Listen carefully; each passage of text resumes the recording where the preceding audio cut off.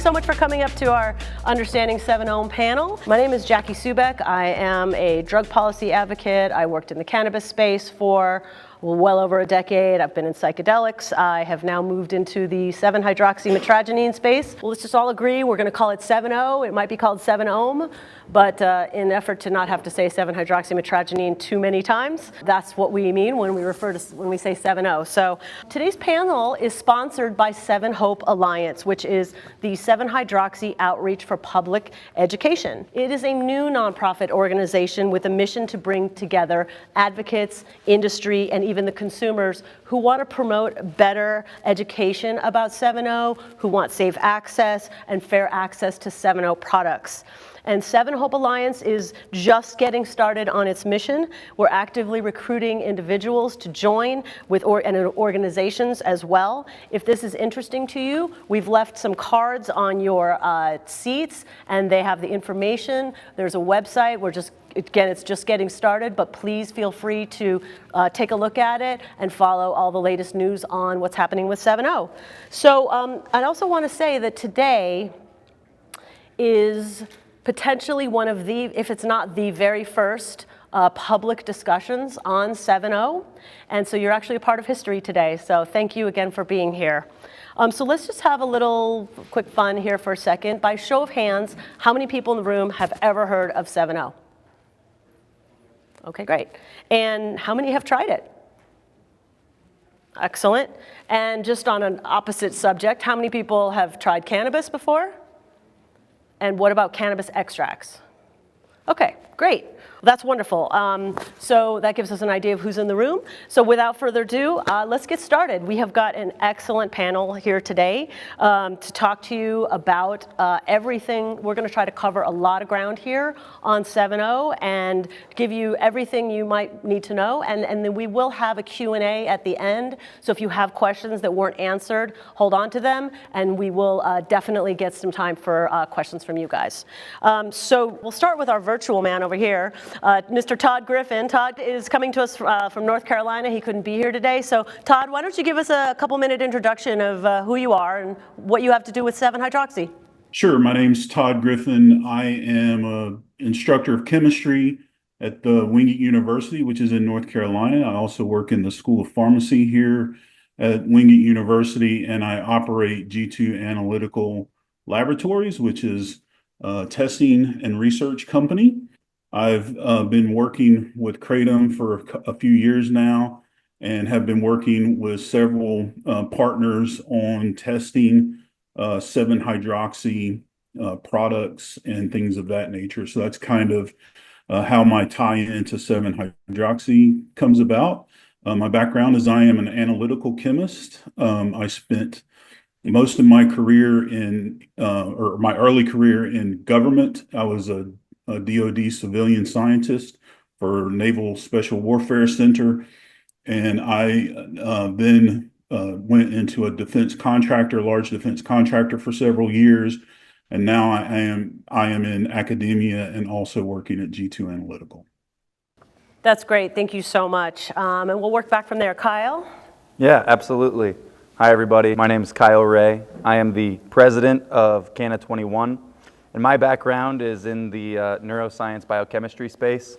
So I spent some time at NYU School of Medicine working in cardiology research. I found academic research to be a little too esoteric for my liking. I wanted to be more directly impactful into the industries. And so found myself in hemp cannabis in 2019, got started in the boom phase of hemp. We initially were doing THC remediation, kind of transitioned into the intoxicating hemp space. We were one of the very first companies to launch HHC, if anybody in the room is familiar with that product. And from there, we created a new pharmaceutical company. It's called Blackstone Therapeutics. It focuses specifically on cannabinoid-based pharmaceutical drugs. And so right now that's working towards FDA approval for one of the first cannabinoid analog drugs to ever be brought to market. And then very recently, in the last about 12 months, we kind of started transitioning out of the hemp space into the Kratom space, specifically the 7-OH space. Currently, we are one of the leading manufacturers of 7-OH in the industry. Right now we're making about 500 million active milligrams a month in terms of production, and we kind of oversee that operation, and we're really excited to talk to you guys today all about the 7-OH market and what that means. That's great. Thanks, Kyle. And Dr. Ross. Hi there. My name is Dr. Michelle Ross. I'm a neuropharmacologist, and I am the author of 4 books, including Vitamin We, CBD Oil for Health, and my most recent in 2021 was on Kratom as Medicine. Now, I was trained actually as an addiction expert. I looked at how different drugs impacted brain health, and specifically neurogenesis, or the birth of new neurons. And I was actually really very against people using drugs like cannabis or Kratom back in the day. But what really changed my mind was developing a chronic condition called fibromyalgia, which is a very, very painful condition, and it really wasn't helped by a lot of the medications that were out there. In fact, I even almost died from them. I ended up having a pulmonary embolism, which is blood clots in your lung, almost died. So for me, switching to natural medicines like cannabis, mushrooms, and kratom has really helped me have a normal life, get me back to work, and it actually shifted the trajectory of my career. I went into nonprofits work, helping actually launch a nonprofit on cannabis research and education for women.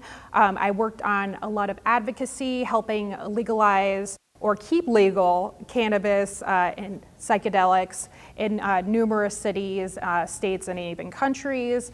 And I started using Kratom myself in 2016 after withdrawing from morphine. So I do have a personal story with the plant, and I really focus on keeping these different substances available for chronic pain patients, because my work in Infused Partners and in past groups is really creating education around these plant medicines for both consumers and doctors and health professionals, but also really understanding how to use these substances for chronic pain management, for anxiety management, depression, et cetera, across the board, because again, consumers really need an alternative to opioids and other harmful drugs. I mean, people are dying. So I really come from it from a patient-centered view, as both a user and as a health coach that's working with patients every single day.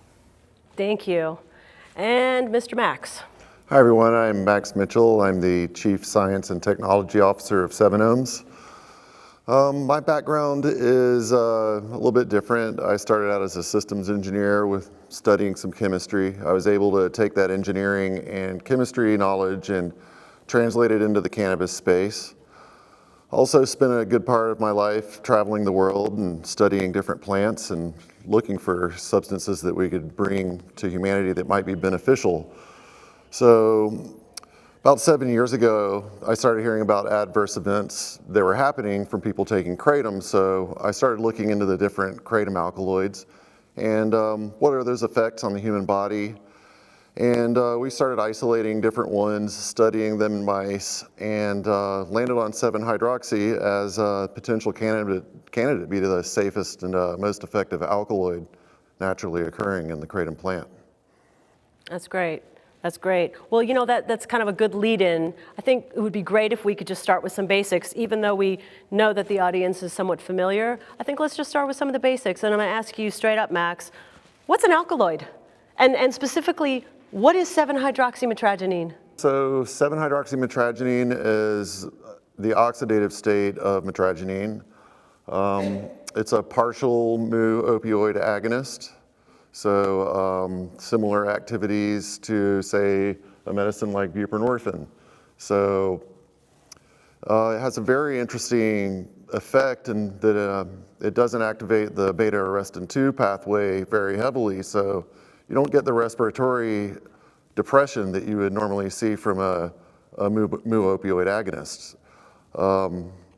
Another one of the interesting effects that it has is it has a potential ceiling effect where you reach a certain level, you reach receptor saturation, and anything past that is potentially passed through the body. And Todd, if you can hear me, what is the main difference people should understand between mitragynine and 7-hydroxymitragynine? Sure. So I'll answer your first question, which was what is an alkaloid? And alkaloid is a substance that contains a nitrogen group that's derived from plants. So there are lots and lots of alkaloids that we are familiar with on a daily basis, including my favorite alkaloid, which is caffeine. Um, but there are plenty of other of those naturally occurring alkaloids that occur in botanicals. The main difference between mitragynine and 7-hydroxymitragynine is that mitragynine is what the plant actually makes during its growth. And typically you see around 1% by mass, 1 to 1.5% depending on the crop by mass. So it's not a large percentage of mass. If you're from the cannabinoid space, you know that you typically get teens in terms of cannabinoids. So mitragynine is a fairly low abundance alkaloid in a plant. It is the most abundant alkaloid in kratom. There are other minor alkaloids, including things like penanthenine, speciosilietine, coranthanine, other chemicals like that are at lower abundance than mitragynine. And then probably at the very, very bottom is 7-hydroxy mitragynine, which is, as mentioned, is a oxidized version of mitragynine. Our body actually, through enzymatic reactions, converts mitragynine when we take it into the 7-hydroxy. So if you are taking a kratom substance with mitragynine in it, your body is naturally a chemical factory. And so therefore it is doing its thing. And one of the things it does is convert the mitragynine into 7-hydroxymitragynine. Typically the 7-hydroxymitragynine is seen in nature through a process where it's been exposed to sunlight and heat. So mitragynine will convert to 7-OH in the presence of sunlight and potentially heat that's seen in nature. And Kyle, I gotta ask, is 7-O naturally occurring? Is it synthetic? Is it not synthetic? What are we talking about here? Yeah, so the idea of 7-hydroxymitragynine, as I like to call it, or 7-OH, as a synthetic or semi-synthetic or non-synthetic process is a question that raises a lot of debate, and there is no full consensus onto where it will fit in kind of those categories, but generally speaking, as Todd mentioned, you're going to see 7-hydroxy present in the kratom plant, in the leaf itself. So it's certainly naturally occurring in the leaf. And it's created, as Todd mentioned, through oxidation by sunlight and heat. Now, Are you saying it's native to the plant? Like a live plant will have 7-hydroxy? as long as it's been exposed to enough UV light and heat during its growth phase, then you'll see some levels of 7-hydroxy in the plant native, yes. Thank you. And I just appreciate if everybody could hold their questions until we're done. Thank you. Yeah, absolutely. The idea between a semi-synthetic or a synthetic, depending on what state you're in, what the local laws say, there's a lot of debate as to what synthetic, what semi-synthetic is. However, in traditional chemistry, when you say synthetic, you're saying it's a fully synthetic process. And so a process to create fully synthetic 7-hydroxymitragynine has been described in the literature. It's currently 24 steps. There's no economic viability behind creating a fully synthetic 7-hydroxy product. It doesn't make sense economically, and it just doesn't make sense chemically either. So what you're seeing in the market today is a product that has been, you take the kratom leaf, you extract the kratom leaf, you then concentrate the mitragynine fraction till it's higher potency in the 70 to 90% mitragynine range, and then you're doing a simple one-step chemical conversion to oxidize that plant in a quicker way. For those of us who are familiar with intoxicating hemp in this audience here, I like to talk about 7-OH as somewhat akin to Delta 8 in terms of how synthetic it is. It's a simple one-step conversion process, and it's what we would call semi-synthetic. You're starting from a botanical source. It comes from the kratom leaf. You're taking that, doing a simple conversion to it, and then you're doing purification steps to remove those potential chemical impurities, any byproducts, any residual solvents, things like that. And so to answer your question in a long-winded way, I would say, is I would describe 7-OH as a semi-synthetic process that is derived from the kratom plant, and we're just recreating what happens in nature, and we're also recreating what your body naturally does to mitragynine when it's absorbed and when it's enzymatically converted to 7-hydroxy in your bloodstream and in your liver. And Max, how does 7-O interact with the opioid receptors? So it's a partial agonist, antagonist. So it means that it's only partially activating that receptor site. So in some forms or in some ways of locking into a receptor, it could also act as an antagonist, which would be like the opposite. And Michelle, tell us maybe about some of the potential therapeutic benefits of 7-O and what kind of research is out there today. Yeah, so I'm really excited about 7-O. I think that there are a lot of applications for it. Of course, the major one being the opioid crisis. So for pain relief, so many consumers are not getting actually the pain relief that they need. There's a huge problem with pain under management, which is a person having pain and not receiving enough medication or treatment for it. Now, because of the opioid crisis, doctors have been really worried about prescribing opioids, and they should be, because hundreds of thousands of people are dying from opioids every year. And somebody who is prescribed opioids, 1 in 550 will die from an opioid overdose in 2.5 years. And we're not talking heroin here, we're talking about prescription opioids. So you can die from opioids. Can you die from 7-O? Right now, there are no cases of death from 7-O. And we see also in research with rodents that it is almost impossible to have severe respiratory depression and death from it. At doses of, say, equivalent to 285 milligrams of 7-O, that's the dose where they started to see some severe issues. But again, there was no death. So we're looking at something that may be really, really safe to use in comparison to the other products for pain relief on the market. So beyond just pain relief, there's of course using 7-O as a way to get off of other substances, whether it be alcohol, whether it be opioids like Suboxone, or illegal opioids like heroin. There's a lot of applications for this. And we see 7-O users are using it in a similar way to the whole leaf kratom or kratom extract, right? There's like basically 4 categories of users. We have the users using it for chronic pain relief. We have users using it to substitute for other drugs or prescriptions. There are people using 7-O for anxiety and depression. And there are also users that are using it recreationally, for example, as a substitute for alcohol or socially. So we have these 4 different groups of consumers, but look at what we're trying to solve by having these drugs in the market. We have chronic pain as a huge problem. About 25% of Americans have chronic pain. That's 1 in 4. And that's a huge market right there. For depression, right, about 8% of people each year will have a major depressive episode.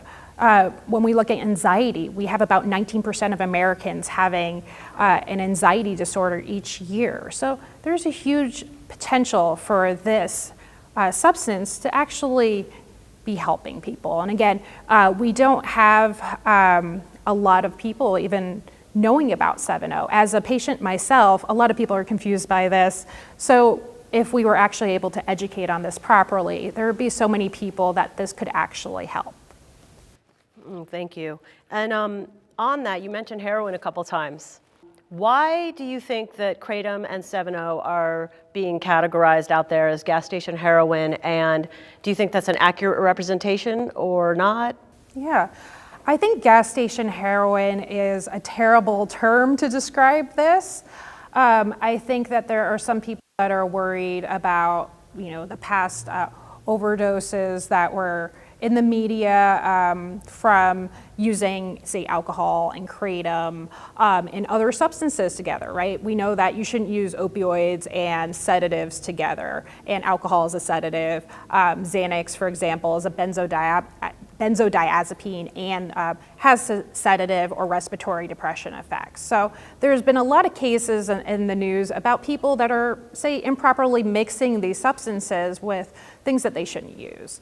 When you talk about just using 7-O or kratom by itself, these substances don't result in death. They don't result in respiratory depression because, of course, they're not activating the beta-arrestin pathway like we see opioids do, right? So opioids will activate this pathway, which causes you to not breathe and then eventually causes death. So these substances are way safer. Gas station heroin also brings up this idea that 7-O is so powerful that you're just going to take a little bit and you're going to feel really high or you're going to get super addicted. Yes, there's a potency issue here. So there is the fact that it's about 13 to 14 times more potent than morphine. But what does potency mean? Potency means that you need to use less milligrams of a drug to get a similar effect. So for example, in this case for 7-O, you need to use less milligrams of it to get pain relief. Is this a bad thing? Not necessarily, because when you look at using less of a drug and using a more potent drug, it's actually more powerful in the fact that you're gaining less cytotoxicity, you're getting less exposure to this drug, so you're getting less issues with liver damage, for example, or any issues with the brain. So having a drug that works better isn't necessarily a bad thing. And I think that a lot of the terms that we see in the news are really meant to politicize this. The substance that comes from plants is definitely not gas station heroin. Yeah, and if I could jump in on that as well, because this one's a pet peeve of mine. I hate anyone who's going to call this gas station heroin. You know, I think it's important that we drive home the idea that these are two very pharmacologically different products. As we've talked about, they're talking about a partial agonist at the mu-opioid receptor versus a full agonist at the mu-opioid receptor, with the key difference being the partial agonists have a ceiling effect, meaning that you're not going to take more and just keep getting higher and higher. You're kind of hit your maximum level, and that's an important distinction. It's not going to activate your beta-arrestin pathway, like they've said. You're not going to see respiratory depression to nearly the same extent. And if you think about the drug that we were talking about earlier, the buprenorphine, that drug is currently used today as a prescription drug to treat opioid use disorder. So people who are addicted to opioids, addicted to heroin, addicted to fentanyl, they can go to the doctor and get this prescription partial mu-opioid agonist to help them wean off of the product and help them get their life back. And this has very similar properties to that buprenorphine product. The only difference is it actually has a better safety profile than buprenorphine. And we're talking about a product that if it is sensationalized in the wrong way, like we've seen in the media today, where you're seeing reports of deaths, reports of all this crazy stuff, there was a study done from 2017 to 2022. A total of 44 deaths occurred from kratom-related products. Of those deaths, every single case was a polydrug situation where there was more than just kratom in their system. There's never been a reported case of someone overdosing and dying from strictly having kratom, mitragynine, or 7-hydroxymitragynine in their system. So we're talking about two very, very different categories of products. And if you go the sensationalized route and you say that this is gas station heroin, you buy into that narrative, what you're going to see is you're going to see a push to make this a Schedule 1 or Schedule 2 drug.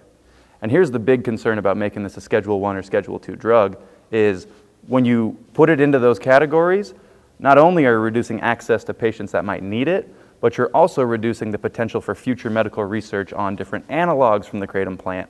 And if you look at that and you compare it to something like cannabis, cannabis has been on the Schedule 1 list for 40 years, 50 years. Look how far back we are in medical research just because somebody didn't like the devil's lettuce. And we're trying to do everything we can to avoid that situation happening again for kratom, because this is a plant that has the potential to change people's lives. And if we just lump it in and call it gas station heroin, we're buying into that narrative that this is a dangerous product, when again, responsible dosing is important for a product like this, but this is not even remotely close to gas station heroin. I'd also like to jump in on that as well and just sort of dispel this rumor that it's 14 times more potent than morphine. So in the scientific paper that everybody got that number from, what it is 14 times more receptor affinity than morphine, but it's a partial antagonist, so it's not going to exhibit 14 times the potency. Exactly, and just jumping off of that point as well, it's important to recognize that the buprenorphine that we keep talking about has higher binding affinity for the mu-opioid receptor than heroin does. However, because it's a partial agonist, what that means is if you have heroin bound to your receptor, the bup will come in, it'll actually kick it off, and it'll bind to it and reduce your dependence on opioids. And that's very similar to what you'll see in the 7-hydroxy world. And Todd, we heard a little bit before, but what does the science tell us right now about maximum tolerated dose? So there's been very limited studies on dose dependence and things of that nature in 7-OH. There have been some recent publications that suggest that it might be well tolerated. But one thing I would like to add to the discussion on the opioid receptors is we've talked about mu and agonist activity, partial mu agonist activity, but there's other opioid receptors, including kappa and delta, and the activity at those needs to be understood as well, whether they're partial agonist or antagonist and things of that nature. And so a lot of the science is still coming in about that. I'll also say that unlike some other opioids, we see that 7-OH has other neuroreceptor activities, including serotonin and other receptors that it also interacts with. Thank you, Todd. Max, what's an adulterated product? So an adulterated product would be one that has ingredients in it that aren't listed on the label. And that's the one thing, we would really like to avoid here because, all of us have seen instances of, tianeptine potentially being adulterated into products or O-desmethyltramadol. So, I think that's something we should definitely address. What percentage of products out there do you think are adulterated, if you had to take a guess? I would say now there's probably less, but in the earlier days, I suspect there were more. I can't really speak to a percentage though, because I don't really have any data on that. Okay. You have any thoughts on that, Kyle? Yeah, I do have some thoughts on that. I would say the idea of an adulterated product, I think, is a really broad concept. And I think obviously if someone's putting tianepine or they're putting fentanyl in their product, that's clearly adulterated. That's very cut and dry. I think where it gets a little hazy is where we talk about kind of regulation and what this industry should look like and what we need to be pushing forward as manufacturers and as brands, which is an adulterated product doesn't just mean it has something that is super psychoactive or dangerous in it necessarily. It's stuff that's not going to be on the label, right? And as I mentioned earlier, this is a semi-synthetic product. When you create this product, you're doing a chemical synthesis on it. And as a manufacturer of this product, it's super important that we take a significant position of responsibility in manufacturing this product, because there are the potential to create dangerous chemical byproducts. There is the potential to have residual solvents and other things in this product that should not be in this product that won't be on the label. People are using non-food grade solvents. People aren't testing residual solvents to ensure their products are safe for human consumption. And this is where it's so important that we as an industry, stand up and we say, we're not interested in playing in the wild, wild west. We are interested in approaching reasonable, smart regulation. We want to be regulated. We want to prove to the world that what we're doing is a safe product. It can be done in the right way. And part of that is, as consumers, we need to be holding our brands, our distributors, our manufacturers accountable and say, what's inside of this? What's the product? How do I know that this was made in a way that is in accordance with FDA standards, in accordance with good manufacturing practices? How do I know this doesn't have any extra residual solvents in it? Because when you think about adulteration, there's so many things that you can do. There's, it's chemistry. There's 100 ways to skin a cat here. There's 100 ways to purify it. There's so many ways to do this that if you do it the wrong way, you might be adulterating a product without actually adding any extra stuff into it on the back end, if that makes sense. Yeah, I think it's so important too because a lot of users may have, some compromised liver function based on their previous use of opioids, whether they were prescription or illegal. We also have a lot of people that are using 7-0 that are chronic pain patients. So, they might have different levels of health, and introducing adulterated ingredients into the product can really harm them. So we really need to make this safe. Yeah, I think that's very helpful. I would like to switch gears a little bit here and move into a few topics that are potentially controversial as well. We'll start with addiction. Now, in drug policy land, where I live, we've come a long way, and we've moved past the word addiction, which is somewhat nebulous, and we've broken it out into problematic use versus chemical dependence. And where problematic use is when you're taking something and it's impacting your daily life. You can't work or take care of your kids or drive a car. Chemical dependence, everybody in this room understands that, but that is when the body consistently needs more in addition to be able to continue to feel the effects. So, Max, I'll start with you. Is addiction, in this case, even the right word to use as it relates to 7-0? I would say yes. It is certainly an addictive compound, just like Kratom is.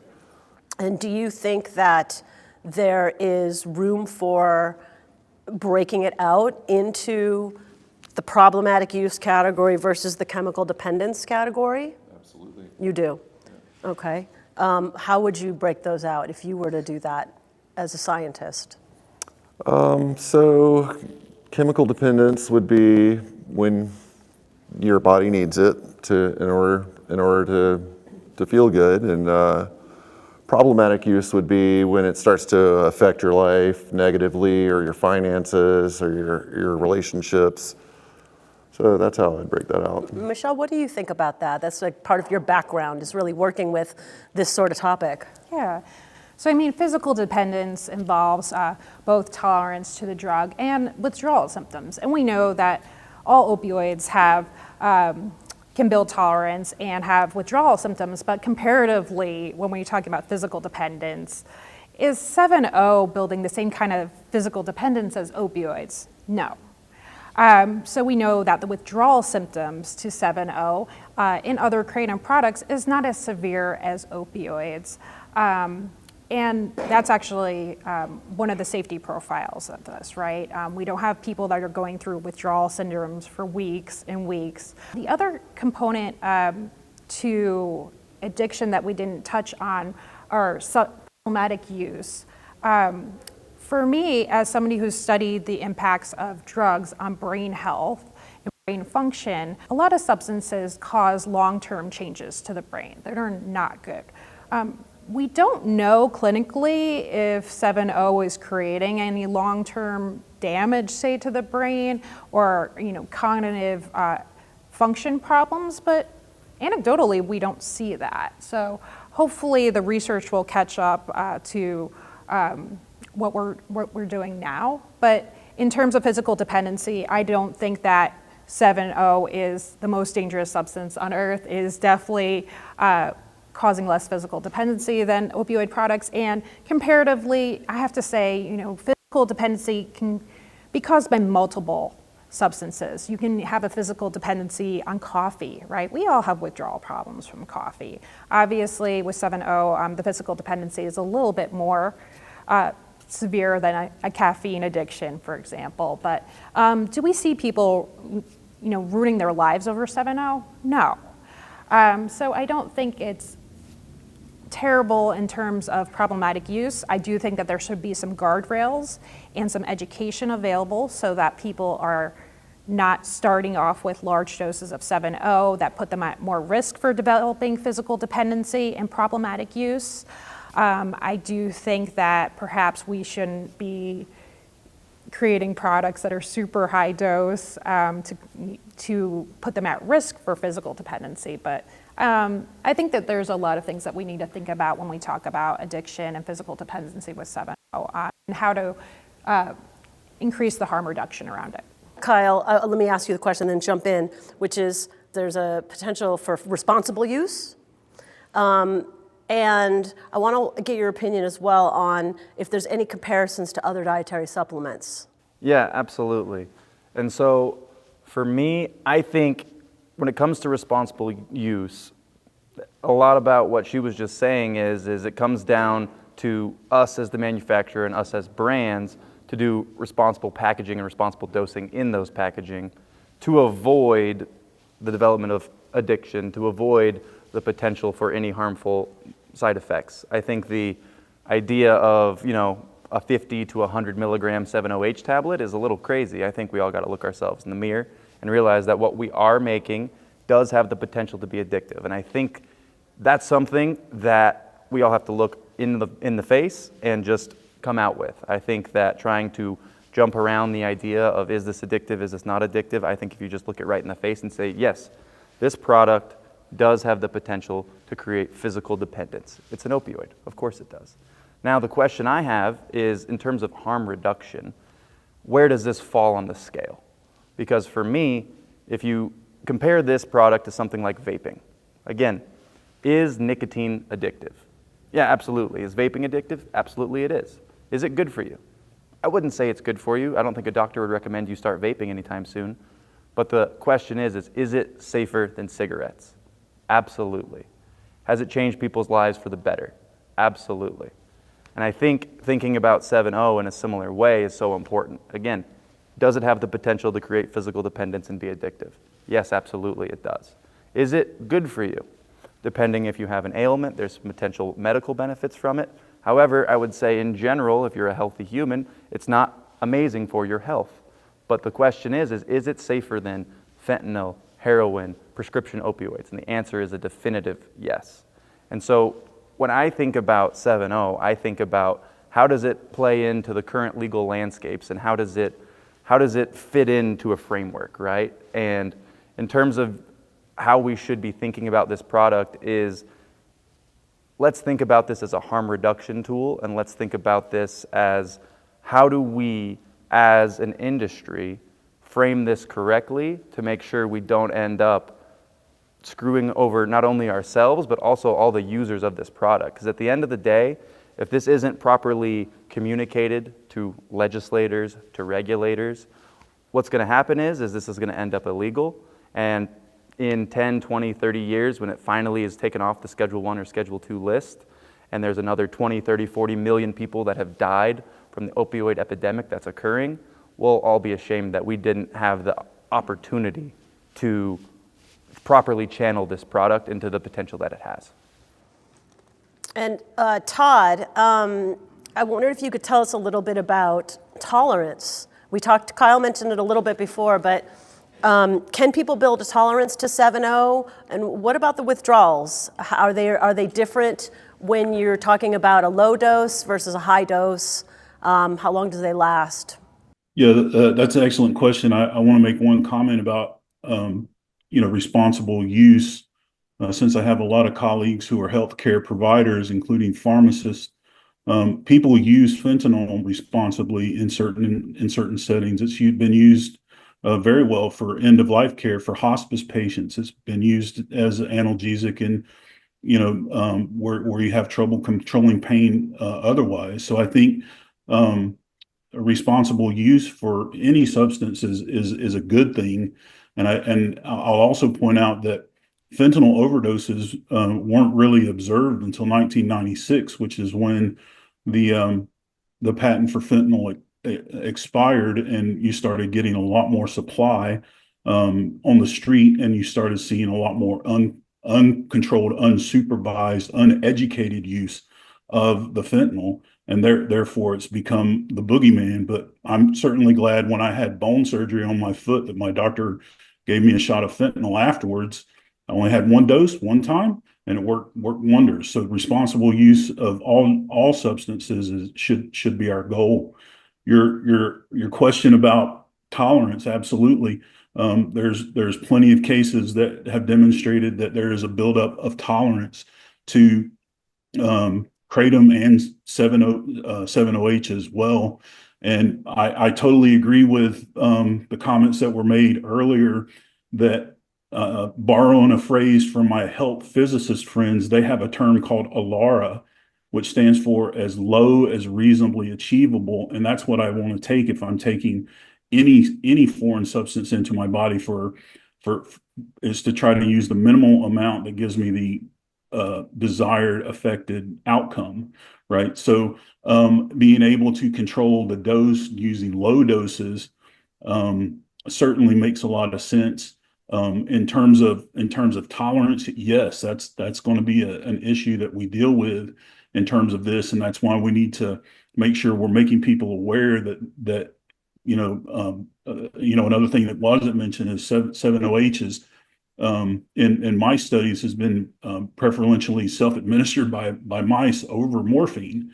So we want to guard against having people not understand the addictive potential and the tolerance potential, because that can make the withdrawal symptoms much worse. You ask about, is it how bad are withdrawal symptoms, and addiction and withdrawal is not a yes or a no question. It's not binary. It's a broad spectrum. There can be a little bit of withdrawal symptoms, and there could be significant withdrawal symptoms, and that's on a case-by-case basis. I think Kristen Smith at Johns Hopkins University has done some fantastic work trying to elucidate what may make withdrawal symptoms worse for one type of people than another type of person.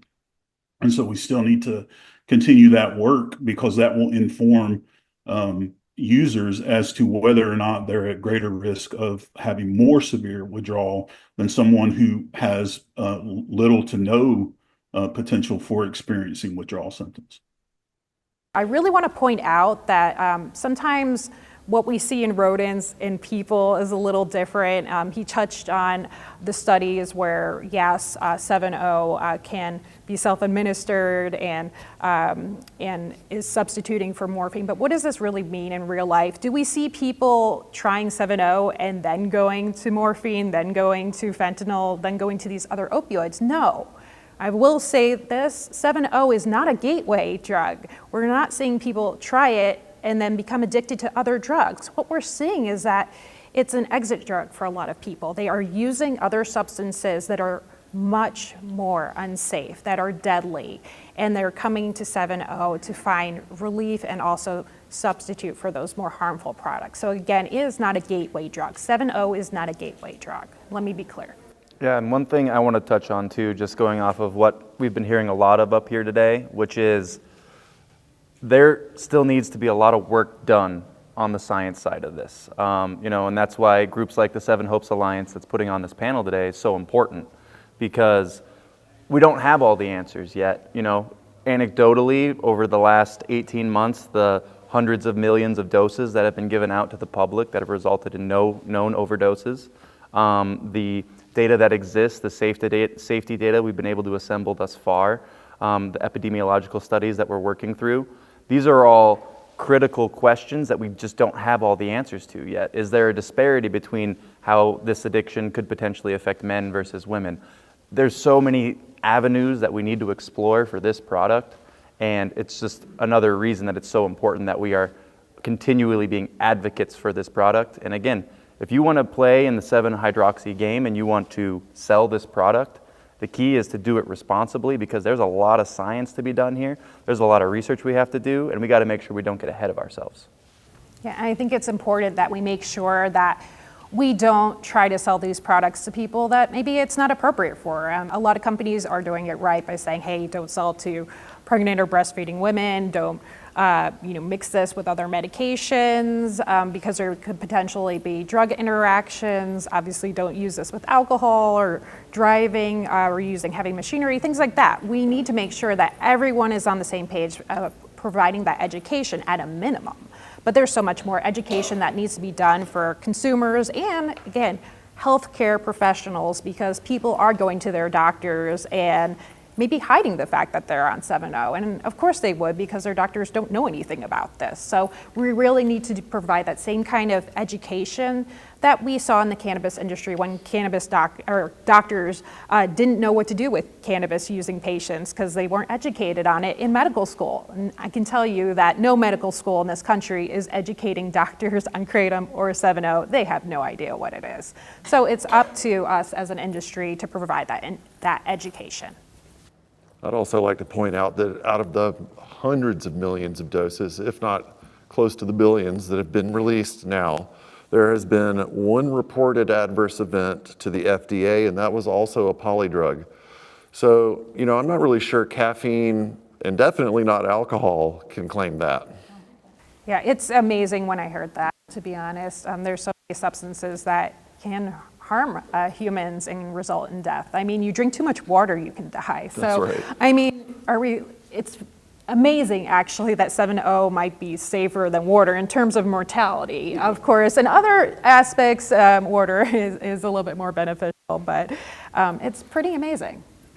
Excuse me, I just want to wrap up the topic on tolerance and withdrawals and just finish off with one thing, which is we hear a lot about the wobbles. Max, tell us about the wobbles. Actually, I'd like to ask the audience, have any of you experienced the wobbles or know somebody that has experienced the wobbles from taking too much Kratom? So there's a 30 plus alkaloids in the plant. Of some of those alkaloids, we know that some of them have serotonin effects, some of them have NMDA effects, some of them affect the adrenal system. And I would propose that those interactions between those alkaloids in the plant when taken at high doses are what are causing the wobbles. So, the 2%, maximum 7-OH allowed in a product, I believe that sets a very dangerous precedent because, what we're going to end up seeing is people putting a high quantity of mitragynine in a product, and a potentially unsafe quantity of mitragynine in a product, just to squeeze enough 7 in there to sell a 7-OH product. Yeah, and to jump on that as it relates to that 2% rule that we've all heard so much about throughout the different states, I think that talking about the idea of an adulterated product like we had discussed earlier, if you're going to go to these extreme doses, multiple thousand milligrams of mitragynine in order to get that 20 to 30 milligrams of 7-hydroxy into your product, what you're going to see is you're going to see all these other minor alkaloids that are not on the label. They're not on the label claim. We don't know what they are. We're not exactly sure of the effects and what those interactions might be. So pushing this industry to say that a semi-synthetic 7-OH is dangerous and it's a public health crisis because it was synthesized and purified, and if you do it right, you do it with food-grade solvents, you do it in good manufacturing practices, you can create a product that actually contains what's on the label claim without that adulteration. Whereas if you're just loading it up with as much mitragynine active as possible, who knows what other alkaloids you're potentially loading in there that aren't on the label claim that could create adverse events. And so for the room, just to elaborate a little bit on the 2%, what we're talking up here, and so you don't quite know what that means, there are 13, I believe, states right now that have passed a Kratom Consumer Protection Act, which is sponsored by the American Kratom Association. And that's essentially a set of reasonable regulations around Kratom.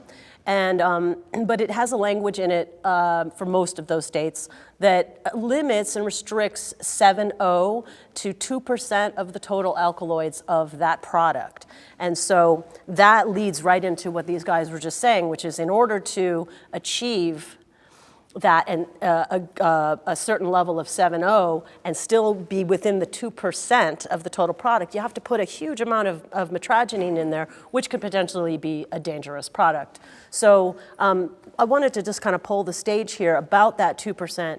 One of the things that we want to do from 7 Hope Alliance, who's putting this event on today is educate the public, is educate the manufacturers, is educate the consumers about this exact thing so that potentially we can work together and come up with some language that makes sense for 7.0, that is reasonable, that is responsible, that has those guardrails in place.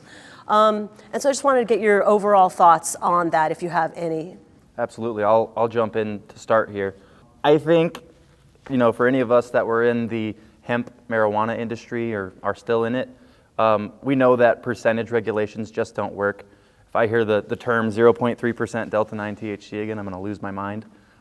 There's loopholes that get created when you talk about just percentages, especially when you're saying a percentage of alkaloid. I mean, as Todd mentioned earlier in our talk, you have caffeine as an alkaloid. What's preventing someone from making a big caffeine shot and throwing 7-OH in it to meet the 2% rule? The 2% rule is not a good policy. What we need to be focusing on is how do we regulate the manufacturers of these ingredients so that when they're made in a semi-synthetic fashion, they're done right. They're done in a safe way. Again, if you think about it, when you go take a multivitamin, typically the vitamin C and often the vitamin D in that multivitamin is made synthetically. And people use it as a health product. So there's nothing wrong with healthy synthesis. Synthesis is in all of our daily lives. The question is how do we go back and say, how do we as an industry create language that regulates how you're manufacturing it, what steps you need to take, what specifications that product needs to meet before it is truly fit for human consumption. And then beyond that, it comes down to responsible packaging, responsible dosing, and responsible education. As we've mentioned so many times up here, there's such a gap in education right now that needs to be filled, and we're the ones to fill it right now. Because if we don't fill that education gap ourselves, the regulator's just going to come in and shut everybody down. Todd, how does regulation play into G2 analytics? That's a great question. I totally agree with what's been said already, that percent regulations are not the way to go. And the old adage is the dose makes the poison. And so I think we should be, if we're going to try to regulate anything, we should be looking into dosage. What are maximum dosage, recommended dosage, or allowed dosage? I think percentages also from an analytical standpoint are a nightmare to try to regulate. I'll give you an example. So my colleagues have already mentioned, there might be some manufacturers who want to put a large amount of alkaloids to get the total number up so that they can get an appreciable amount of 7-hydroxy into their product. But what about the people who are just doing just a Mitragynine product? To enforce the 2% rule, the labs have to be able to test down to 2% of whatever dose that is. And so that's a diminishingly small amount. And then you could potentially, the risk from a manufacturing standpoint is your product gets sent to a lab with ultra low detection limits, and they can measure a little bit above that 2%, where maybe you weren't measuring above that, but it's such a minor point anyway. So how do you go about regulating that type of thing? It seems there's no standardized testing for any of this. So it's not like all test labs can agree that this is how we're going to do it, and these are what our LOD LOQs are or should be for this type of testing. So it gives me more gray hair to think about how we as a lab have to handle a percentage enforcement. Michelle, maybe you can tackle this one. What are the most pressing research gaps right now that you can see regarding 7-ohm? And how can scientists and policymakers figure out a way to work together? You've done a lot of advocacy in your career, so. Yeah, that's a great question. So there's a lot of things we don't know about 7-0. For example, we don't know how it impacts women and men differently. We actually don't have clinical trials showing in humans what is the safest dose, what could cause respiratory depression. We also don't know about the benefits of 7-0, right? We're talking a lot about harms, but in research, one of the things that's really important to make sure that this is available is to say, okay, how effective is it for pain relief? How effective is it for anxiety? How effective is it for depression? How effective and widely used is it for substituting for opioids and other substances? So there's so much research that needs to be done, and I compare this stage right now with Kratom research and 7.0 research to be like the early days of cannabis research, where we weren't really sure how effective cannabis was. We knew it wasn't going to kill anyone, but what can we use it for? And anecdotally, does it match what we see in clinical trials and human research? I think that there's a lot of preclinical rodent research that needs to be done, especially to confirm or maybe dispute the data out there on how addictive or how rewarding it is, because there is actually some conflicting data in the literature. But I think that there's so much to be done, but of course research costs money, so finding grants either from the government, right now with the current political environment, it may be a little bit harder, but I think that research needs to be funded and needs to happen, and we need that research to convince doctors that this is a safe product and a beneficial product.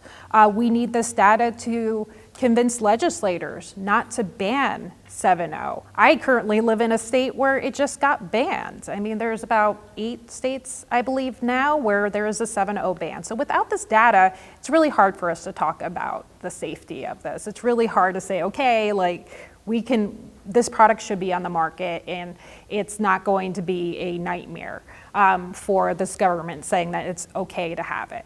We really need this data. And in terms of some of the advocacy that I've done in other states trying to keep sensible cannabis regulations, for example, we've always had data. So we need to understand why people are using it, how people are using it, how safe it is, how beneficial it is.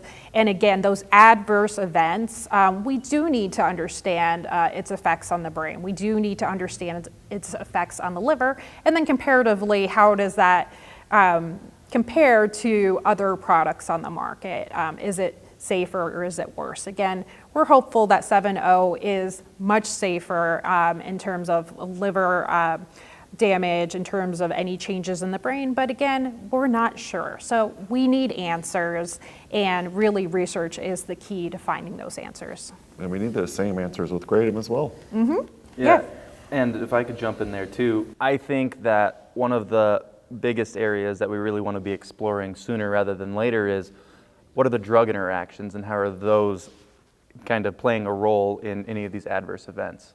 Because again, when it comes down to education, the more information you can provide to the customer on a bottle, on a package to say, don't mix it with X, Y, and Z because we've seen negative drug interactions with that. That's so important for ensuring we're protecting consumers, protecting this industry. Because right now, it's generally speaking, don't mix with alcohol, don't mix with downers, basically. But the question becomes, what specific downers? You know, what potential prescription medications might this have interactions with that are so important for us to be considering as we try to push this product? And additionally, I think that, you know, the idea that this is the healthiest thing since water is, in my opinion, a little out there. I think one thing we have to accept and look in the face is this will have some impact on different systems in your body. If you look at Kratom's been shown to have some issues in your kidneys, some nephrotoxicity potentially over long-term use. And the answer isn't let's bury that under the ground, let's put our heads in the sand and pretend like that's not the case. The real answer is let's come out with it, let's be real about what we're selling, what this is, and compare it to what's already available. Is this the healthiest thing ever? No, it's not the healthiest thing ever, but is it healthier than what's currently available on the market? What are the risks? How do we educate people about what those are? And what does that education look like? Or what should the industry be doing to educate the consumer and the public, just the public in general, about this? Well, I think a big piece of education is filling in those missing gaps. So what we need to be doing is what I think the Seven Hopes Alliance is already trying to build, which is we need to create, we don't need a unified front necessarily, but these studies are expensive. They need to be funded. We as a industry need to come together and say, how can we get the answers to a lot of these open-ended questions that we still have? Because the more answers to all the questions that we have, the easier it is to start educating consumers. And as it comes to the educational tools, I think, webinars, pamphlets in the packaging, warning labels on the packaging, events at the actual physical retail shops where these are being sold, using influencer marketing to try to get these words out, I think is just so important, because this is kind of a weird area right now where you can't just go and do an email blast and here's your educational piece, you know what I mean? So many people still don't even know what this market is. But I would definitely defer to this lovely lady here who has the most education experience in terms of getting the word out. Yeah, so I was one of the first people to create cannabis online education as well as train doctors. I had a nonprofit in cannabis education. So it was so important that we basically educate on everything, the good, the bad, educate patients, educate healthcare professionals, educate legislators. Education was the biggest key in getting adoption of cannabis in the market, as well as keeping it legal. In this way, I really think that one of the key parts here is educating the healthcare professionals, as well as non-licensed professionals that might be working with patients. For example, I helped train some departments of like cannabis coaching at huge companies that were working with medical marijuana cards. So in the same way, in some of these consumers that might be a little bit high risk, for example, the ones that are using it for chronic pain management or the ones that are using it to substitute for opioids or coming off of opioids, they need a little bit of hand holding, and we really need to be able to train professionals in how to guide them in safe use, right? I don't think it's the responsibility of, for example, a brand to be like, I'm going to help you with all your medical conditions and, see whether or not what dose you should be using. That's too complicated. You guys don't have MDs. You don't have the right licensing for this. What we need to do is help train other people with those licenses and that kind of health background to understand how to properly use these substances with people that have polypharmacy, that are on multiple medications, or have significant health issues. We need to make this safer. And we want to make sure that, yes, Kratom and 7-0 brands aren't playing doctor. That's illegal. We can't be playing doctor here. We need to train healthcare professionals that have the right background to be able to work with us safely. That's a great response. I completely concur. Go ahead, Todd, what's that? I was just saying that's an excellent response. I completely concur.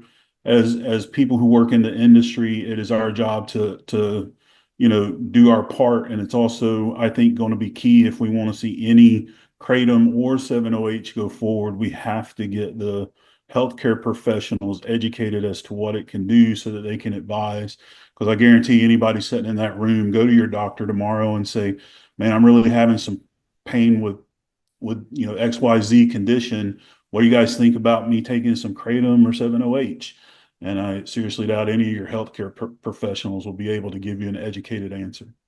Yeah, I doubt any of them actually even know what it is. But, as odd as that sounds, if you look back, even 10 years, and you asked your doctor what a CBD was or what a THC was, they had no clue. And now you see, chiropractors, doctors selling CBD. So I think that the education will really help the adoption of these products. Wouldn't it be great to be able to go see a chiropractor and they can tell you about 7-0 and maybe how to use it safely, along with some of the other supplements you use? I see that future, and I'm really excited about that, because people that have mood disorders or people that have chronic pain, or anyone, deserves the chance to use those alternative natural substances. But we need the opportunity to use them safely. So I'm really excited about the potential for doctors knowing what 7-0 is and knowing that, hey, maybe the morphine that you're on isn't safe. Maybe it's hurting your body, and maybe there's a natural alternative that we could work with you to get on it and then maintain your health and live the highest quality of life, right? We don't want people surviving. We want people to have the highest quality of life. And I think that in some cases, 7-0 can provide that. Okay, I'm gonna just ask them one final question, then we'll open the floor for questions from you guys. The industry is a little bit split right now on whether or not 7-0 should be considered Kratom. And so I'm curious to know, Max, what does the FDA have to say about this? Well, the FDA says that we have to list on our ingredients where our product was derived from. So to ask us to remove kratom from the labeling is actually illegal. So you're saying it needs to be on the back, like in the supplements box? Specifically in the supplements box, but preferably in multiple locations on the package so that the consumer is clear about what they're buying. Okay. And do you think that it's necessary to brand products as kratom, 7.0 products as kratom? Because there's a difference in branding versus FDA requirements, right? That's right. I'm not sure it's necessarily a prerequisite, but it definitely is on the supplements label. Kyle, do you have something you want to add on that? Yeah, I mean, I think as a manufacturer of this ingredient, of these products, for us not to call it kratom just feels a little crazy to me, because I take a kratom leaf and I extract it and I concentrate down the mitragynine, and then I convert that to another naturally occurring alkaloid from the kratom plant, 7-hydroxymitragynine. At what point did it not become kratom? I don't really understand where in that chain of activities it didn't become kratom. If 7-OH isn't kratom, then delta 8 isn't hemp. And that's kind of where my stance is with the whole situation is, if it walks like kratom, talks like kratom, it's probably kratom. And for me, it's clearly a kratom product. Okay. Well, I think that's a great place for us to stop. And if anybody has a question, let's keep our questions to about 30 seconds. Thank you. Yeah, my question is actually for Dr. Griffin. The study that you mentioned by Dr. Kirsten Smith from Johns Hopkins, did she study specifically 7-OH withdrawals? To my knowledge, she has not. Most of her studies were on the alkaloids from kratom. So kratom leaf specifically. I'm not even sure she's really studied that much with extracts, but her studies did echo what was mentioned earlier by Dr. Ross in terms of people with previous opioid use disorders tend to have more severe withdrawal symptoms than people who have never had opioid use disorders. But so her study was done on kratom leaf, not necessarily 7-OH like product. No, I don't believe she studied specifically withdrawal severity from 7-OH, just generally speaking in terms of withdrawal symptoms and classes of people.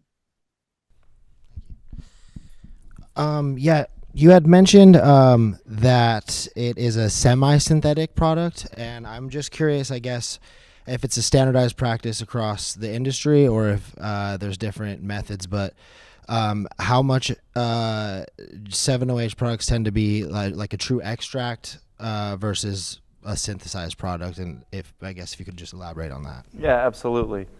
And so, touching on the idea of synthetic versus semi-synthetic versus an extract, I would say, I guess, what you would expect an extract to be would probably be extracted directly from the plant itself with no additional chemicals.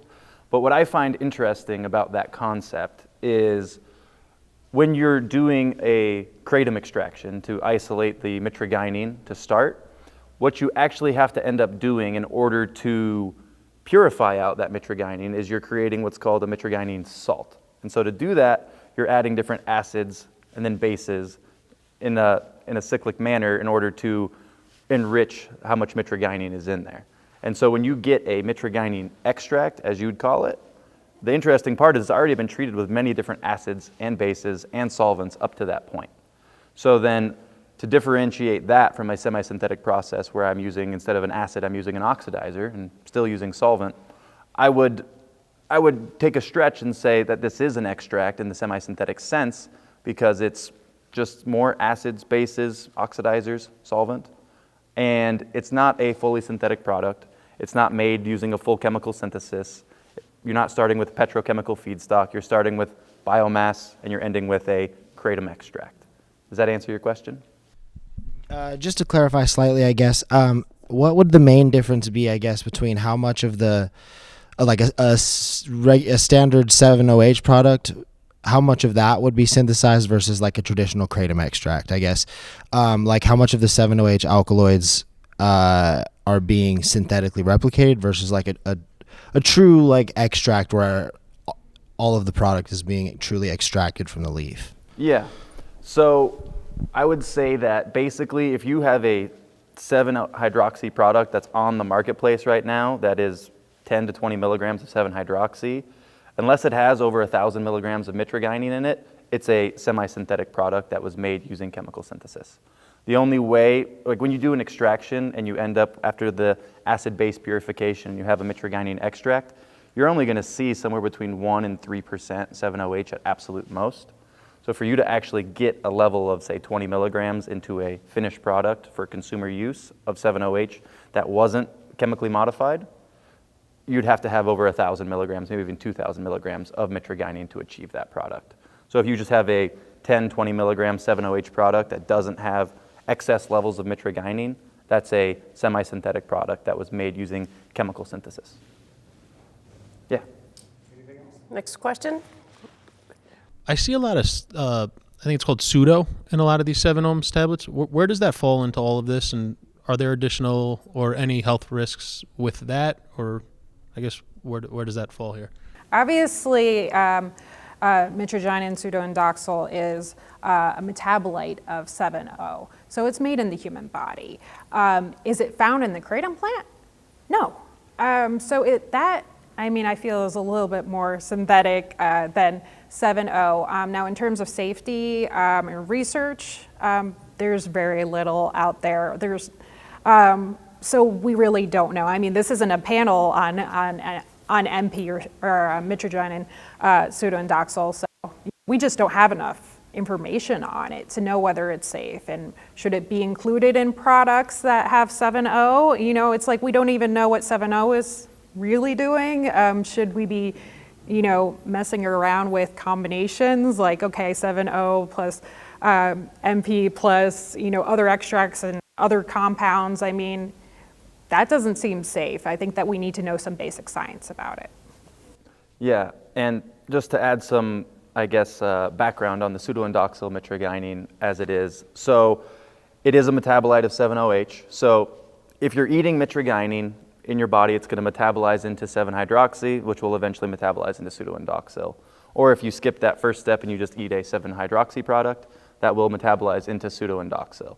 So to a certain regard, we know it's not just going to kill you, make you drop dead, obviously. As it relates to the safety data, I would say there is definitely some data that needs to be discovered and found before we can be super definitive. As Dr. Ross mentioned, this is not found in the actual kratom plant as a leaf product. And so if I were to give it kind of a comparison to hemp, which is what I like to do a lot, if 7-OH was delta 8, where it is a one-step synthesis from mitragynine to the 7-hydroxy, I would compare the pseudoindoxyl mitragynine to more like HHC, where if you're going to make HHC, you make CBD into delta 8 and then delta 8 into HHC. So it's a two-step synthesis where you're going to first create the 7-OH, then from the 7-OH you create the pseudoindoxyl mitragynine. So I would classify it as more synthetic than 7-OH, specifically because it has more chemical steps and it's also not found in the plant itself. Would that make HHC a hemp product the same way that pseudoindoxyl would be a kratom product? Yeah, so again, I think you're getting into the idea of a synthetic versus a semi-synthetic and kind of how that all shakes out. From what I have put together in terms of my understanding of this industry and all of the time I've spent in it is the source material is typically the most important thing to think about. And so if it's derived from hemp, derived from CBD, it's hemp. If it's derived from kratom, it's kratom. And so for example, something out there like THCP, if you're familiar with THCP, that's a product that's derived from pure petrochemical feedstock. It does not come from hemp. It is found in hemp, but it doesn't come from hemp. That's what I would call a fully synthetic product. Whereas something like the pseudoindoxyl mitragynine, it'd still be considered a kratom product. However, it's a kratom product that I believe does need more research. In terms of safety, how do you guys feel about the lower purity 7-OH? We've seen and heard a lot about this like full spectrum 7-OH that like ranges like between like 30 to 60%. We've even seen sometimes a 20%. I don't know if that necessarily affects potency, but when it comes to safety, are there any opinions on purity and that concern? Purity is the question. Yeah, absolutely. So as it relates to the purity of the 7-OH, when we say the purity, we're not talking about the actual milligram dosage in a pill or in a shot. We're talking about the purity of the active ingredient that was put in there in the first place. And so one thing I want to make clear, there's no such thing as a full spectrum 7-hydroxy product. There's either a pure 7-hydroxy product that was done through chemical conversion, followed by purification, and then testing, or there is a failed chemical reaction. I call it a chemical soup. It creates a lot of different byproducts that may or may not be naturally occurring alkaloids. And a lot of people kind of use their, I call it their R&D material, and they like to put a fancy marketing label behind it, calling it a full spectrum product, when in reality it's a failed chemical reaction that they didn't want to put the work in to actually purify. And that's a huge concern, I think, in this industry, because regardless of how safe the 7-OH molecule is by itself, as I said earlier in this talk, there's 100 ways to skin a cat. In chemistry, you could make the 7-OH in a dozen different ways, and you can purify it a dozen different ways. And so it's so important that that material you're using to create these products is the highest purity possible to avoid any of the chemical soup or the potential harmful residual solvents, heavy metals, pesticides that could be present in that product if it's not of a high purity. I want to add too that that's really confusing for consumers, right? If they're trying to navigate this and trying to understand, okay, what is a 14 milligram dose, say, of 7-OH feel for them, or how does it relieve their pain? And then you have other products, right? If they're switching between products, you know, okay, we have a 20% 7-OH full spectrum, again, product, which we just discussed is not really a full spectrum product. It's just an impure product. It's really hard for them to navigate what those effects are. Are they going to get more, be more dependent if they use this product than this product? It is confusing. We really need to standardize, okay, let's just use, say, pure 100% 7-OH products in the market so that people can understand how to use them safely. If we just start having this hodgepodge of just all sorts of products out there, including a range of amount or percentage of 7-O in these Kratom products, it's going to be very confusing for both healthcare professionals and consumers to navigate. And just to jump on that, was one last little point here, is that's why it's so important that we as an industry are holding the manufacturers of these active ingredients accountable and responsible for what they're creating. Because it's already complicated enough, this industry, to add a confounding factor of, oh, well, it actually wasn't the 7-OH that was the issue, it was the residual solvents that they didn't take care of, or the chemical impurity that they didn't get rid of that caused a negative health outcome. That's going to create a whole slew of issues, and that's why it's so important that if you're a seller of these products, you want to know not just how many milligrams is your tablet or how many milligrams are in your shot, but what did the material that was used to make that look like? Was it a pure material, or was it this hodgepodge, full spectrum stuff that doesn't really exist? I'll add a caveat to that there could be an occasion or could be a situation where a formulator actually takes a kratom extract, which contains multiple alkaloids, and then mixes it with a 7-OH active ingredient, and mixes it together into some end consumer product. You send that consumer product off for testing, it's going to look like a quote unquote full spectrum 7-OH or full whatever. But really what they're selling is a mixed product where they mixed multiple things together. How do we distinguish a quality 7-OH product from another 7-OH product? Like you said, there's a bunch of ways to chemically make them, skin the cat. So like when we're asking questions of different products and providers, what would be the questions to be asking of what makes a quality 7-OH product? Yeah.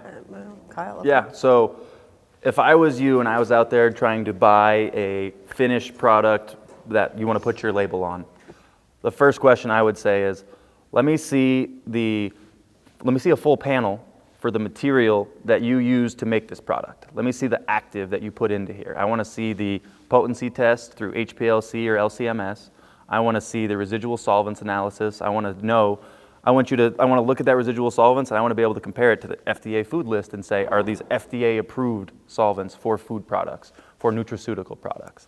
You want to look for other pesticides. Are there heavy metals?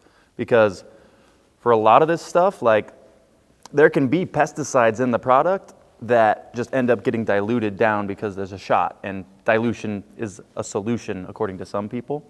But why compromise? Why use something that does have pesticides?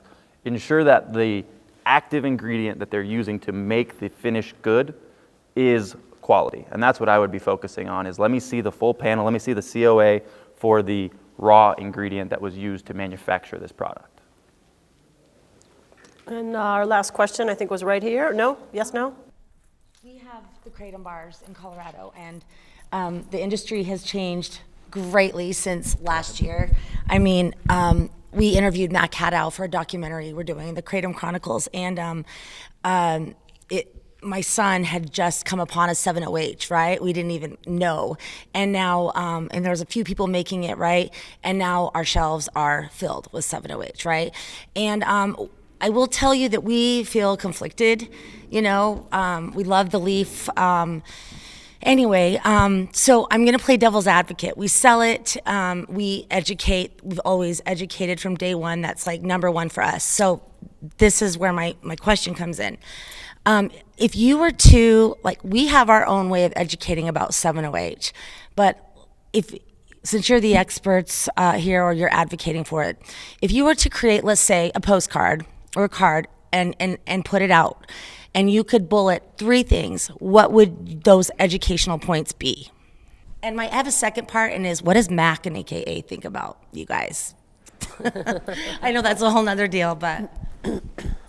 I mean, number one point is that it's addictive. They need to know that. 2, it's not kratom. Even though we were saying it's leaf, it has different alkaloid profiles. So I'm not exactly sure how we say that, but this is potentially a higher potency product than kratom. And then 3rd, I think, would maybe about the drug interactions. Do not take this with alcohol, other medications, et cetera, before consulting your doctor. Similar what we talk about, but yeah. And did you guys talk about Mac or AKA, and how is he supporting you? Are you guys working together at all? I mean, I know how he feels, but I just wondered how that's going. I think I can go ahead and answer that one. Generally speaking, the majority of the 7-O companies that we have polled all tend to believe in reasonable regulation for kratom and 7-O with proper guardrails.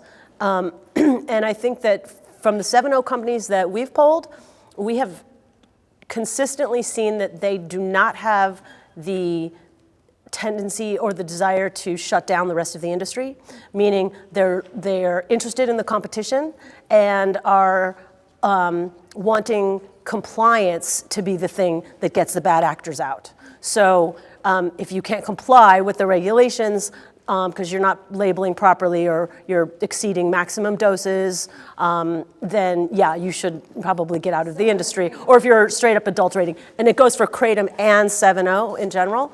But I think that on the whole, the 7-O companies line up with what the AKA has proposed and puts out in their Kratom Consumer Protection Acts, about 90%. So we're pretty much on the same page. We just want to get that 2% language fixed, because that's really hurting the 7-O industry. I mean, I think their fear was that 7-OH was going to be so dangerous and it was going to ruin it for kratom, and I think, I don't know, I wonder if they've lightened up on that or not. Let's take one final question right here, and then we'll wrap. I was just curious what the difference or similarities between how kratom interacts with the opioid receptors and how 7-OH. I know you touched on it a little bit earlier, but I was kind of hoping you could go into a little bit more detail about that. I'd like to take that one. So mitragynine could almost be considered a prodrug, meaning the body converts that into an actual drug. By itself, it's minimally psychoactive.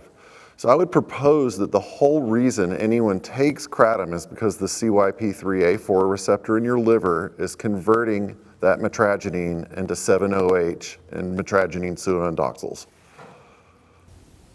Yeah, I mean, when we look at mitragynine, it really doesn't have any, has as much pain relieving efficacy as 7-O. So really its conversion into 7-O is where the activity is. Yep.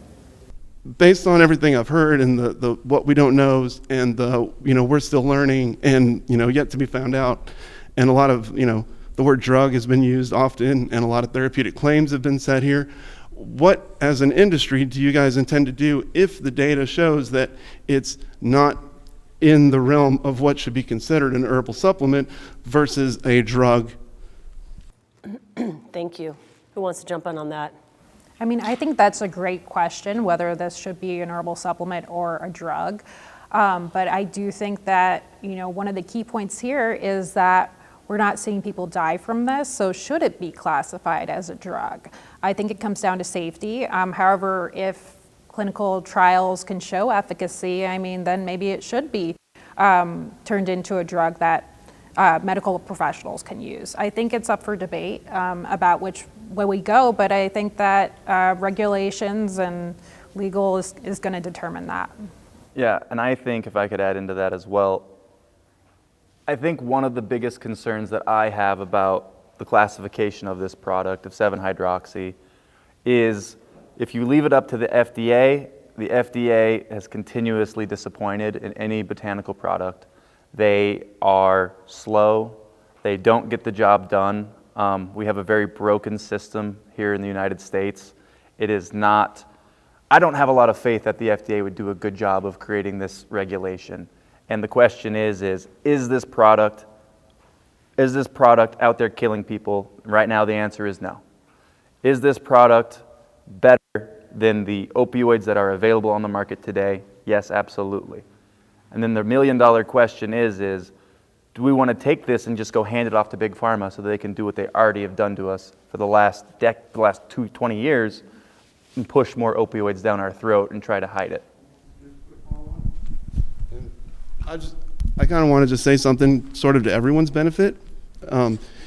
The entanglement between Kratom itself and then its semi-synthetic, derivatives or derived from is become obviously a point of debate, contention. I mean, to the point where some of the KCPAs are being amended to take these things into consideration.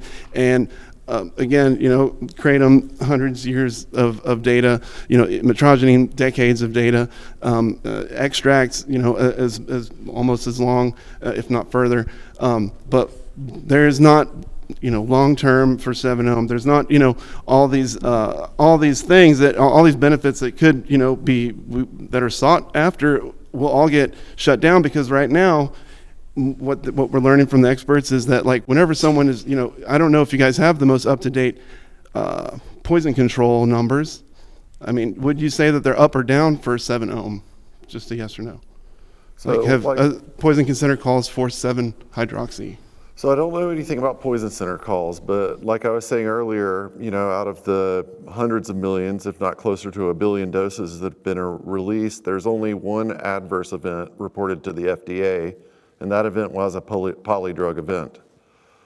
I understand that, and I want you guys to be able to concede that a lot of those events or calls or whatever that are increasing for Kratom are actually and could be 7-OM products where the person calling or making a report is saying, I took a Kratom product, and in the end, it should be classified, just again, so we have all the proper data, but in the real world, the person that is taking the report is they're not going to put 7-hydroxymitragynine, they're just regular people. What was the second word you said? And then, okay, Kratom, I've heard of that. I'm going to put that down.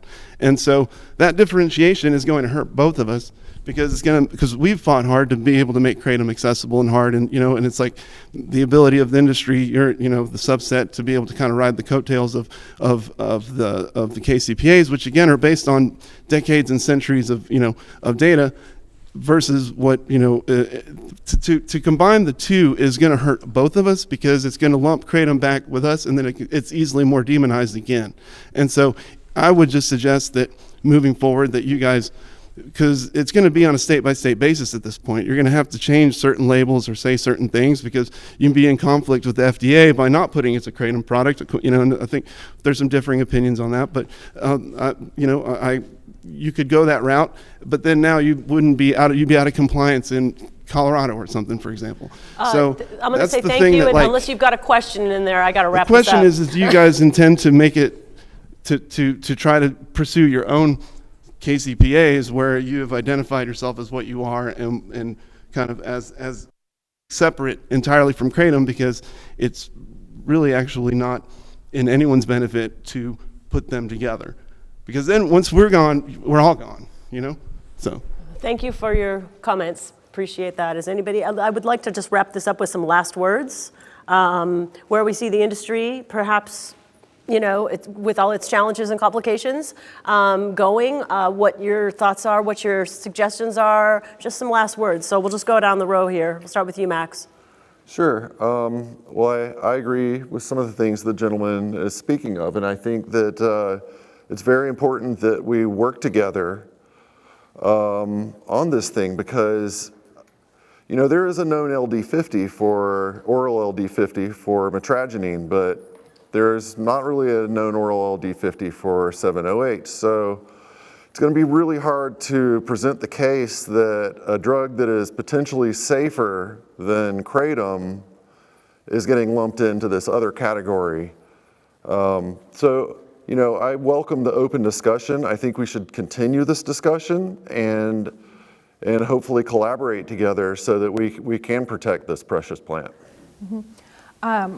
My thoughts on this, I just remember how the CBD industry was sort of demonizing THC, and I think back to this, and I think that we really should work together. 7.0 is part of the Kratom industry. We shouldn't be trying to attack each other. We should be supporting each other, especially because in the end, 7.0 isn't causing deaths. So we're not doing something to embarrass the rest of the industry or put us at legal risk. In fact, we want to find out what the potential harms are through research. Now, when we talk about, hey, somebody is calling poison control and they don't know whether or not they took a 7.0 product or a Kratom extract or a Kratom product. By the way, they don't know many things about this industry. And again, that's that call for education at the patient and consumer level and at the healthcare professional level. No one should be taking a product that they don't know what the F it is. I mean, come on. So we need to do a better job as an industry so that they know exactly what they're taking and they know how to communicate that to their doctor, to a poison control center. And by the way, we should be providing or, talking about Narcan and talking about, ways to prevent opioid overdose, especially if they're on polypharmacy. We didn't even touch that, but we definitely need to educate consumers so that they don't take too much product and end up calling poison control. That is the worst case scenario. We don't want that. So let's try to limit as an industry those calls by providing education not only on 7.0 but on Kratom and Kratom extracts and helping the consumer understand what they need to do to use these products responsibly and without harm.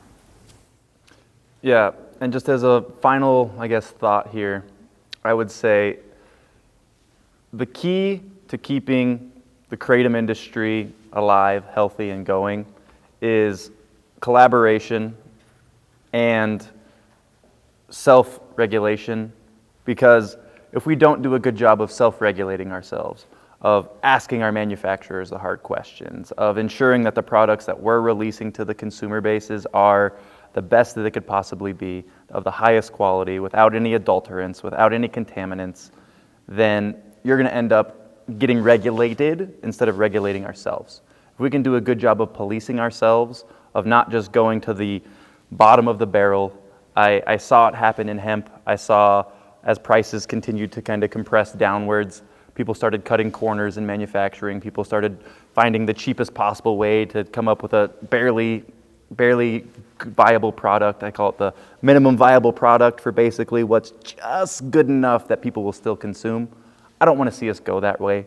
I want to see us advocate for the highest possible quality. Let's get the absolute best of the best ingredients for our use, because otherwise then you're fighting a losing battle, and it's so important that we can regulate ourselves before we get crushed. Todd? Yeah, I just want to say thanks for the opportunity to be a part of the panel. I am like a sponge when it comes to listening to other people who can articulate their thoughts, and it provokes me to think deeper about stuff. So I appreciate my co-panelists for allowing me to sit in on this. And I 100% concur that the only path forward is through collaborative efforts and reaching across the aisle to people we disagree with to say, where do we find common ground? Where do we disagree? What additional data do we need to bring to the table so that we can all make informed decisions as an industry? And then my last comment is to all the people sitting out there in the audience, remember, the consumer is the final regulatory authority for what you take. You are the last line of defense for what you take. So be educated about what's out there, be smart about what you're consuming, and continue to seek out information to educate yourself to make sure you're being as safe as possible with everything you consume. Thank you. So that's our panel today. I want to thank you all for being here. Remind you that there's cards on your chairs. If you're interested in learning more about being a member of Seven Hope Alliance, please take a look at the website, which is sevenhopealliance.org. If you have any media requests or interests, you can speak with Kyle right over there. And we'll see you around on the floor. And thank you again for being a part of this 7-0 conversation today. Absolutely.